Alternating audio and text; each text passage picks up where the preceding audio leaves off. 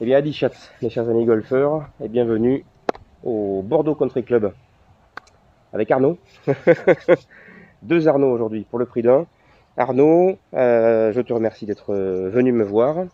De Génie-les-Bains. Oui, alors plus précisément le golf de Bahus-Soubiran, petit village à côté de Génie-les-Bains. Absolument. Avec un restaurant célèbre. Génie-les-Bains, Ouais, oui, pareil. un 3 étoiles, C'est ça, ouais. Michel Guérard. Absolument, C'est Michel ça. Guérard. Et bon, moi je connais Eugénie, j'avais fait une petite compétition là-bas, j'ai de très bons souvenirs. Tu es venu me voir il y a à peu près 3 semaines, 4 semaines, C'est ça, avec l'intention de changer tes fers et tes wedges. oui.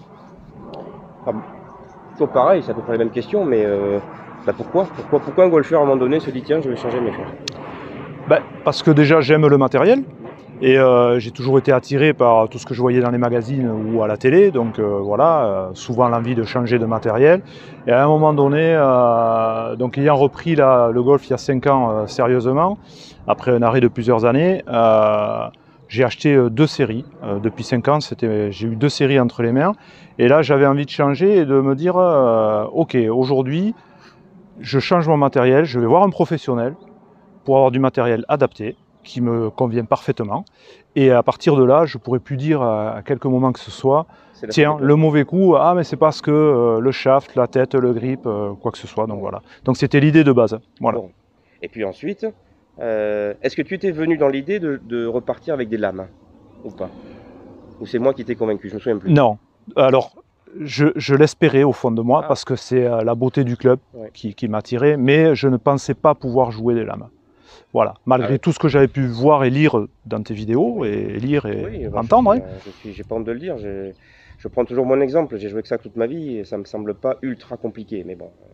Voilà, je conçois que ça fait peur. Hein. Donc j'étais assez ouvert, mais je l'avais dit dans le mail qu'on avait échangé, ces lames-là m'attirent, parce que je les trouve esthétiquement parfaites, mais je pense que la gamme Cavity Bag de cette même marque pourrait davantage me convenir.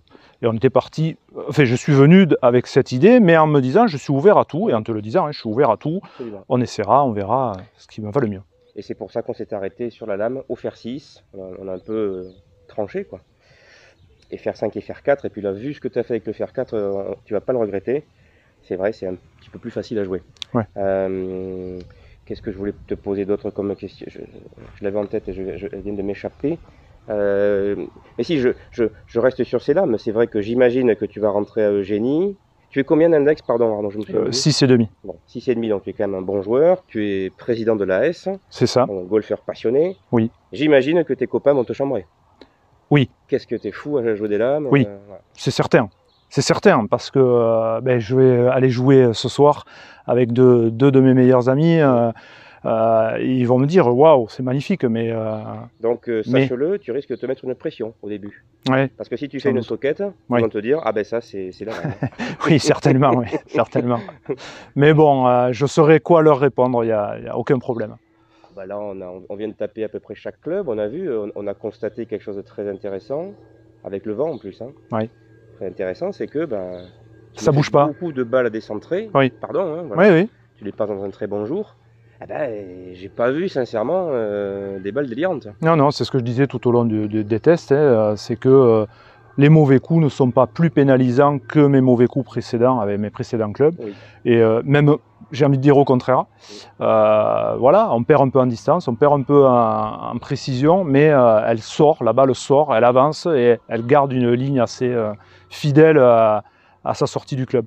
À l'intention du joueur. Oui, tout à fait. Quand tu commences à te rapprocher du centre, alors là... Ah là, de toute façon, on l'entend, on le sent, on le voit, puisque les faces sont neuves, donc on voit les impacts parfaits des balles.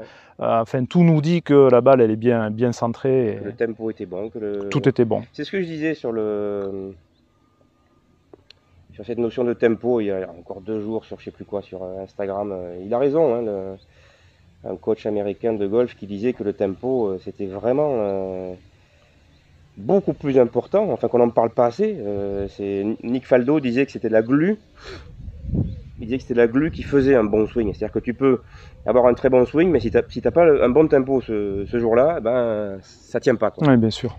Et c'est vrai que jouer des lames, peut-être que rétrospectivement, ça je vais faire ma propre analyse, mais ça me ça me permet de me dire Arnaud, attention, ne sois pas bourrin quoi, avec ces clubs. C'est pas fait pour bourriner. Non, non, non. C'est fait pour se concentrer sur le contact de balle et le tempo. Oui, le tempo. On est d'accord. Hein. Pas agressif. Ouais. Il ne faut pas agresser ni la balle ni le club. Moi, parce que je le vois, hein, quand même, j'ai pas un chronomètre, mais ça se voit un tempo trop rapide d'un joueur. Hmm. Quand tu as observé son swing, tu as à peu près millimétré son tempo, et dès que je t'ai vu faire des tempos un peu rapides, ah ben ça, c'est sûr que ça rate pas. Hein. Là, ouais. Tu m'as pris les balles très basses. Oui, c'est ça. Elles sont restées en ligne, c'est ce qu'on a vu. C'est ça. On a mis des fer 4 sur le green alors que tu as topé, mais voilà, c'est pour revenir à ça, c'est cette notion de tempo et de lame me semble pas inintéressante. Parce que je pense qu'à contrario, des fers extrêmement tolérants, les game improvement, etc., peuvent donner envie de se dire allez, celui-là, je peux le taper aussi fort que je veux, de toute façon, ça va pas bouger. Oui. Voilà. C'est un peu le cas avec mes anciens clubs, qui sont des bons clubs, hein, malgré tout. C'est pas des pelles à tarte, comme on les appelle, mais c'est pas des pelles à tarte. Mais on avait le sentiment, oui, enfin j'avais le sentiment, et on est plusieurs joueurs au club à les jouer, on y rentre dedans, ça change pas grand-chose, quoi. Voilà. Et puis deuxième transformation pour toi, Arnaud, tu fais partie de ces golfeurs qui ont transité de l'acier au graphite. Oui. J'imagine que là aussi peut-être certains vont te chambrer, je le sais parce que je l'entends sans arrêt. Hein. Possible. Le graphite c'est pour les papilles, bon, qu'est-ce que tu pourrais dire? Ce que je peux dire, c'est qu'on a allégé le club. Alors toi tu l'as équilibré avec tes méthodes et ça se sent, hein, parce que tout est parfait. Quand on prend le club en main, on ne sent aucune lourdeur à part le poids en tête, mais qui est recherché. Oui. Donc c'est parfait. Donc on a allégé le club tout en gardant de la rigidité, et on le voit sur les trajectoires de balles qui sont pénétrantes. Donc